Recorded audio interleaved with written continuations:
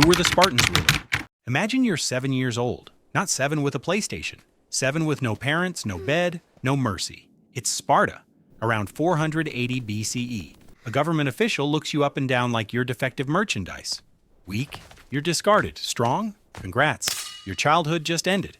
Hollywood tells us Spartans were ripped, freedom-loving warriors shouting, "This is Sparta!"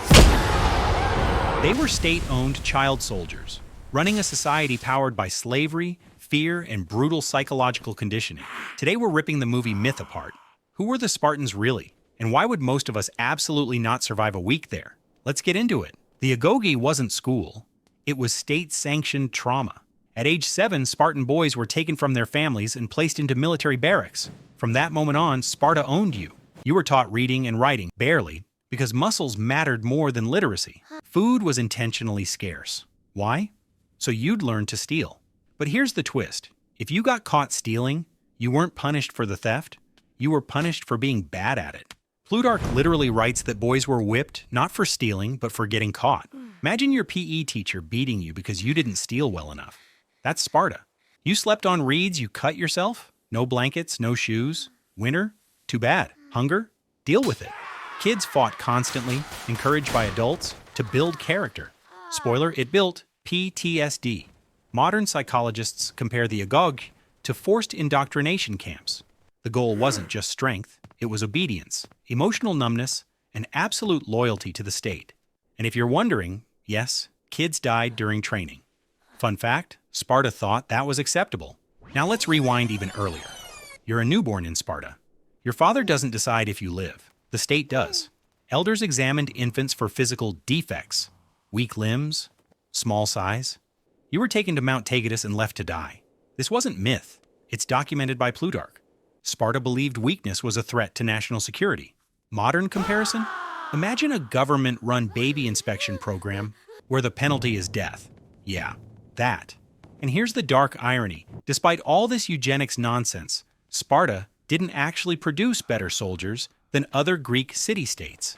Athens beat Sparta multiple times. Thebes absolutely humiliated them at the Battle of Leuctra in 371 BCE. So all that baby eating didn't even work. Now here's where things get complicated. Spartan women were far more independent than women elsewhere in Greece. They owned land. They exercised. They weren't locked indoors like Athenian women. They even mocked men publicly. There's a famous quote attributed to Spartan women. "Come back with your shield, or on it." Cold, brutal, iconic. But let's be real. This wasn't feminism. Women were valued because they produced strong male warriors.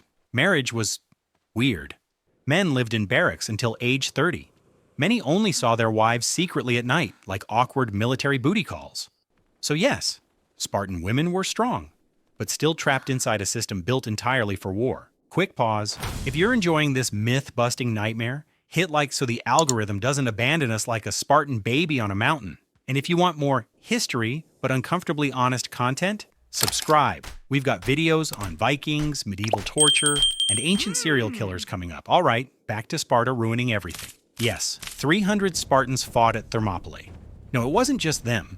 They had thousands of allies, Thespians, Thebans, and others who actually stayed and died too.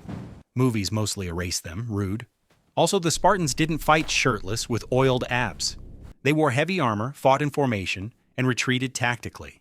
Leonidas wasn't a freedom icon. He was defending Sparta's political dominance. Brave? Absolutely. Noble? Depends who you ask. The real lesson of Sparta isn't be fearless. It's what happens when a society worships strength so hard it forgets empathy. So who were the Spartans really? Not superheroes. Not freedom fighters. Not abs with opinions. They were a militarized society built on fear, slavery, and brutal conditioning. Effective for a while, but ultimately unsustainable. Sparta collapsed because it couldn't adapt. Too rigid, too violent, too obsessed with the past. And maybe that's the real warning. If you glorify strength without compassion, you don't build legends, you build ruins. If you want part 2 on ancient societies that were way darker than you think, let me know in the comments. Thanks for watching. And remember, history is way more messed up than the movies.